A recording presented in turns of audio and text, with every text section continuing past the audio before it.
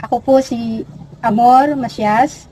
Edad ko po ay 45 years old na. May mayoma po ako, more than 10 years na po ito. Nakapanganak pa po ako ng isa, pero sinabihan na po ako ng doktor na wag na. Ngayon po, na ang mother ko nakilala po sa akin na may mga dalang gamot at sa ngalan po ni Ma'am Alona Garnido, nakakuha po ako, nakapag-take po ako ng mga nasa pang-walo, pang-siyam na bottle. Ito pong hawak ko ngayon pang-11 ko na po, pang-11 bottle ko na po ito. Sa unang bottle po, dahil sa kagustuhan ko na maggumaling agad, inaklak ko po yung isang bottle.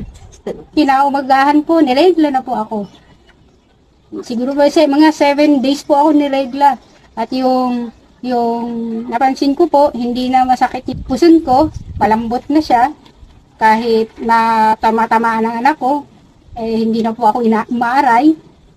Dahil po rito, sa IMEX. Salamat po sa IMEX. Nakilala po namin.